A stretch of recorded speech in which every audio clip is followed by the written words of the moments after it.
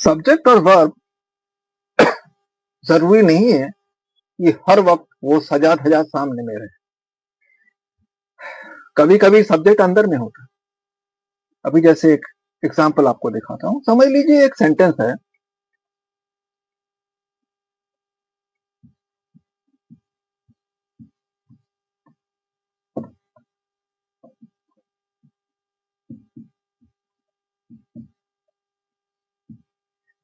There is a building. ऐसा sentence आता है, कई बार आता है, कई बार आप सुने होंगे, बोले होंगे भी आप में से कोई कोई, लिखे होंगे।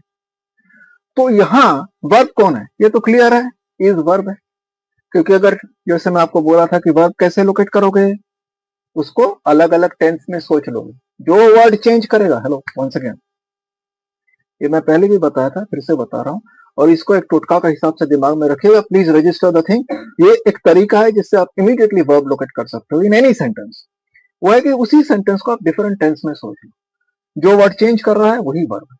अभी इसमें देखिए, देयर इज अ बिल्डिंग। अभी ये प्रेजेंट टेंस में है, आप भी जानते हैं, हम भी। Past tense, there was a building, change कौन हुआ, इज। वर्ब कौन है, इज। ठीक है। अभी सवाल ये, अगर ये वर्ब है तो सब्जेक्ट कहां है? ऐसे में आप जानते हो एसवी एसवी एसवी एसवी सटा रहता है, लगा हुआ रहता है, दो भाई का तरह है। लेकिन यहाँ पर है क्या, यहाँ पर इससे पहले देयर है, ये जो है लिखा हुआ, ये देयर वर्ब है, सॉरी ये देयर जो है ये सब्जेक्ट है। देयर तो सब्जेक्ट नहीं है, देयर सब्जेक्ट नहीं है। वैसे देयर एक प्रोनाउन है, वो तो हम जब प्रोनाउन, हमारा जो प्रोनाउन वाला जो एपिसोड है उसमें तो आपको पता चल ही जाता है। लेकिन यहाँ मेरा जो कहने के लिए मैं ये सब बता रहा हूं, मैं यहाँ पर ये सब्जेक्ट नहीं है, तो फिर सब्जेक्ट है कहां? तो वहां जैसे मैंने आपको कहा था कि वर्ब का जो एक्शन है वो देख लीजिए, वो एक्शन कौन कर रहा है। अभी ये इज का मतलब क्या है। तो आप क्या पूछेगा, आप देखिएगा ये काम कौन कर रहा है, या कभी कभी हो जाता है क्या कर रहा है। कोई नॉन लिविंग थिंग भी तो सब्जेक्ट होता है।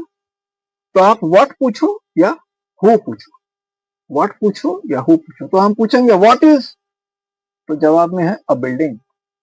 हु इज का जवाब, हु का जवाब है नहीं मिल रहा, लेकिन व्हाट का जवाब नहीं। तो काम कौन कर रहा है, ये है। कौन है, उसका जवाब नहीं है। क्या है, उसका जवाब है।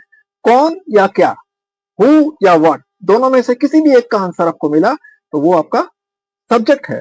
तो यहां पर आपका सब्जेक्ट ऑटोमेटिकली अ बिल्डिंग हो रहा है। तो अ बिल्डिंग हो गया आपका सब्जेक्ट। सोचिए, अभी देखिए ये जो सेंटेंस है ना, इसको घुमा के भी लिखा जा सकता है, घुमा के भी लिखा।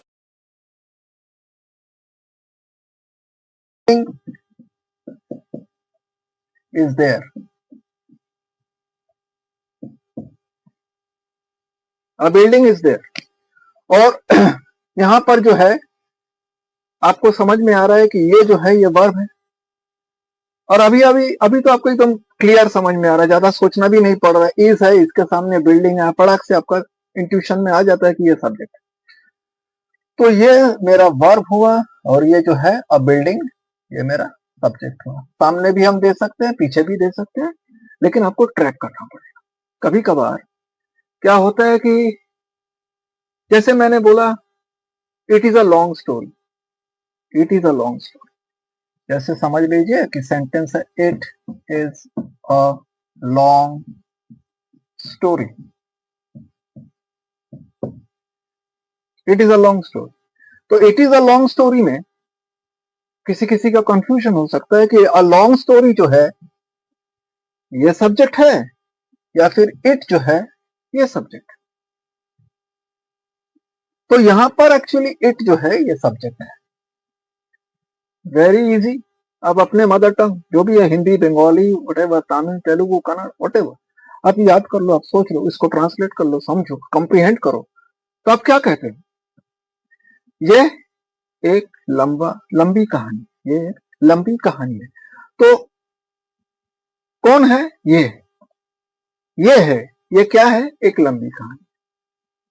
तो ये जो आप प्रोनाउन यूज कर रहे हो ना, ये एक लंबी कहानी है।